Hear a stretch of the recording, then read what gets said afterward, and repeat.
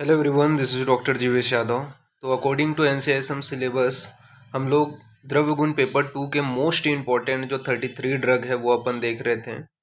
और ऑलरेडी हमने 32 ड्रग देख लिया और आज की क्लास में हम लोग लास्ट ड्रग देखेंगे। ठीक है, जो बहुत ज़्यादा ही इम्पोर्टेंट है। सारे ड्रग्स जो 33 में ड्रग बता रहा हूँ, इनको अगर आप यूनिवर्सिटी एग्ज़ाम देने जा रहे हो तो बिल्कुल स्किप करना ही नहीं है। ठीक है, ये ड्रग तो एटलीस्ट पढ़ के जाना ही जाना है।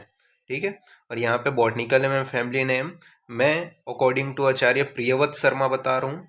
और जो भी मैं लेक्चर्स लिया हूँ उन सभी के जो नोट्स हैं वो मेरे Telegram channel doctor Jeevesh Yadav notes, जिसका लिंक मैंने डिस्क्रिप्शन में दे रखा है, वहाँ पे आपको अवेलेबल हो जाएगा। जो नोट्स है वो पासवर्ड प्रोटेक्टेड है। जो पासवर्ड है वो आपको लेक्चर देखने के दौरान ही पता चलता है, मतलब जो बच्चा लेक्चर अटेंड करेगा उसी को ही वो पासवर्ड मिलेगा।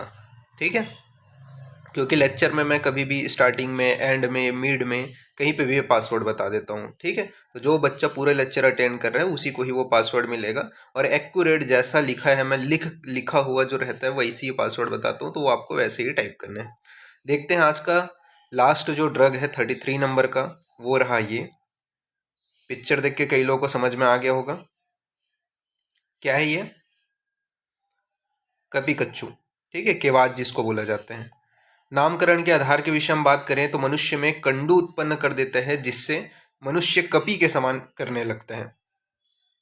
ठीक है, यानी कि बंदर जैसे खुजली करता है ना, उसी प्रकार से ये, क्योंकि क्या है, कंडू को उत्पन्न कर देता है, ईचिंग को उत्पन्न कर देता है, तो मनुष्य जो है कपी के समान करने लगता है। इस वजह से इसका नाम क्या है, कपी कच्चू है। बात कर लेते हैं इसके पर्याय के विषय में। तो क्या क्या बोला जाता है इसे, कपी रोम फल बोला जाता है। तो कपी रोम फल क्यों बोलते हैं, तो कपी के रोम के समान पाए जाने के कारण इसे क्या बोला जाता है, कपी रोम फल बोले जाते हैं। तो कपी के रोम के समान पाए जाने के कारण कपी रोम फल बोले जाते हैं। सुख सिम्बी बोलते हैं, तो सुख सिम्बी क्यों कहते हैं, तो फल में पाए जाने वाले रोम जो होते हैं वो सुख के समान कंटक युक्त होते हैं। तो फल में पाए जाने वाले जो रोम होता है वो सुख के समान कंटक युक्त होते हैं, इस वजह से सुख सिम्बी कहते हैं। मरकटी बोला जाता है, तो मरकटी क्यों बोलते हैं, तो मरकट के समान रोम पाए जाने के कारण मरकटी कहा जाता है। तो मरकट के समान रोम पाए जाने के कारण मरकटी कहते हैं। आत्मगुप्ता कहा जाता है, तो आत्मगुप्ता क्यों बोलते हैं, तो रोम द्वारा स्वयं की रक्षा करने के कारण आत्मगुप्ता कहा जाते हैं। तो रोम के द्वारा स्वयं की रक्षा करता है, इस वजह से आत्मगुप्ता कहते हैं। दुर्भिग्राह्य बोलते हैं, तो दुर्भिग्राह्य क्यों बोले जाते हैं, तो रोग के कारण जिसको ग्रहण करना कठिन होता है। तो रोगों के कारण जिसको क्या है, जिसको ग्रहण करना, ठीक है, सॉरी, रोम के कारण जिसको ग्रहण करना, रोग गलती से मैंने बोल दिया, रोम यानी कि उसके जो हेयर्स रहते हैं, ठीक है, आपको जो दिखाई देंगे उसमें, तो उसको कारण जिसको ग्रहण करने में क्या है, प्रॉब्लम होता है, इस वजह से इसका नाम क्या है, दुर्भिग्रह पड़ा है। इसके अलावा अध्यंड बोला जाता है, तो अध्यंड क्यों बोलते हैं, तो इसका जो फल होता है इसका आकार टेस्टिकल के आकार का होता है, इस वजह से इसे अध्यंड भी बोला जाता है। वृष्य बीज बीजा भी बोला जाता है, तो वृष्य बीजा क्यों बोलते हैं, तो इसका बीज का जो प्रयोग है वृक्ष कर्म के लिए किया जाता है, इस वजह से इसे वृष्य बीजा कहा जाता है। कंडूरा कहते हैं, तो कंडूरा क्यों कहते हैं, तो जिसके कारण कंडू की उत्पत्ति होती है, इस वजह से कंडूरा कहा जाता है। इसके अलावा वन सुकरी बोलते हैं, तो वन सुकरी क्यों बोला जाता है, तो रोम जो है वो सुक यानी कि सुअर के आकार के होने के कारण इसे वन सुकरी कहा जाता है। इसके अलावा बात करें इसका बॉटनिकल नेम कौन सा है, तो बॉटनिकल नेम है इसका म्यूकेना प्यूरेसिया। ठीक है, तो म्यूकेना प्यूरेसिया इसका बॉटनिकल नेम है। पेपिलिनियोसी इसकी फैमिली है। ठीक है, तो सुधार लेना, पेपिलिनियोसी इसकी फैमिली है। बात कर लेते हैं अपन वर्गीकरण के विषय में। तो चरकनी से कौन से वर्ग में रखा है, तो चरकनी से बल्य वर्ग, इसके अलावा आपका पूरी स्विरंजनीय वर्ग के अंतर्गत रखा है, जबकि सुश्रुत ने विदारी गंधादिगण के अंतर्गत इसका वर्गीकरण किया है। भाव प्रकाश ने इसे गुणच्यादि वर्ग के अंतर्गत रखा है। उत्पत्ति स्थान के विषय में बात करें तो संपूर्ण भारत में पाया जाता है। बात कर लेते हैं इसके स्वरूप के विषय में, तो बहुवर्षायु जो लता है, ठीक है, यानी कि लता जो है वो सेम की लता के समान जो है होता है। ठीक है, तो बहुवर्षायु लता होता है। प्रयोज्यांग इसका बीज जो है अपन मेडिसिन बनाने के लिए यूज करते हैं।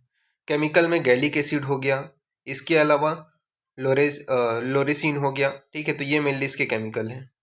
रस पंचक के बारे में बात करें तो इसका जो रस होता है वो कैसा होता है, तो मधुर तिक्त होते हैं।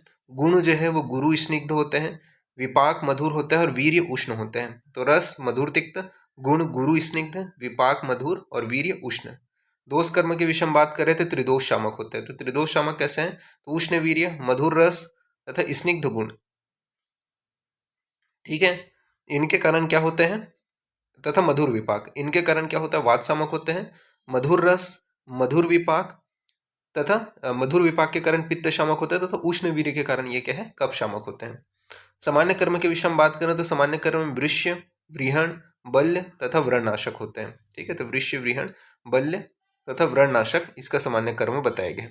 संस्थानिक कर्म के विषय में बात करें तो नाड़ी संस्थान में बल्य होते हैं, पाचन संस्थान में स्नेहन तथा अनुलोमन का काम करते हैं, प्रजनन संस्थान में वृष्य, बल्य तथा व्रीहण का काम करते हैं, ताप क्रम में त्रिदोष शामक होते हैं। संस्थानिक प्रयोग के विषय में बात कर लेते हैं तो नाड़ी संस्थान में नाड़ी दौर्बल्य में इसका प्रयोग किया जाता है, तो नाड़ी संस्थान में नाड़ी दौर्बल्य में प्रयोग करते हैं।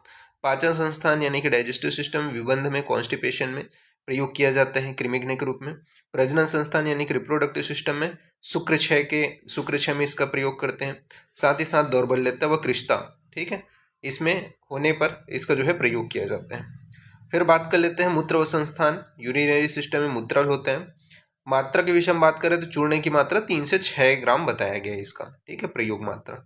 योग के विषय में बात करें तो कौन से, बाबरी गुटिका, ठीक है, तो बाबरी गुटिका जो होते हैं इसको गोक्षुर आदि मोदक के साथ में वजीकरण हेतु प्रयोग करते हैं। इसके अलावा वृहत शतावरी मोदक, तो वृहत शतावरी मोदक का अपन दौर्बल्यता में प्रयोग करते हैं। अर्जकारी अर्जकार आदि वटी जिसको वृश्य कर्म हेतु प्रयोग किया जाता है, तो अर्जकार आदि वटी जिसको वृश्य कर्म हेतु प्रयोग करते हैं।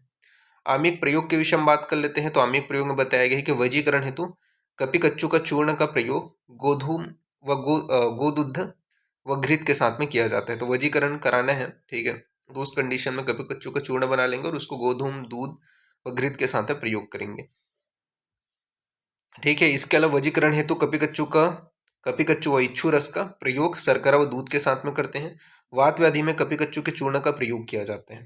ठीक है, पार्किंसन जो डिसीज होते हैं इसमें इसका प्रयोग करते हैं, तो क्या है, वजीकरण हेतु इसका प्रयोग करते हैं। तो यहाँ पे इसका पासवर्ड भी वजीकरण रहेगा। ठीक है, ये जैसा वजीकरण लिखा है वैसे सेम आपको टाइप करना है, तो ये पीडीएफ ओपन हो जाएगा। तो अभी के लिए इतना ही। यहाँ पास आपका 33 ड्रग कंप्लीट हो गए हैं। सभी के मैंने पासवर्ड भी प्रॉपर वीडियो में, अगर आपने प्रॉपर लेक्चर देखा होगा तो वहाँ पे मैंने बता दिए हैं। सारे के नोट्स भी मैंने अपलोड कर दिए हैं, ठीक है, अपने Telegram channel doctor Jeevesh Yadav notes के ऊपर।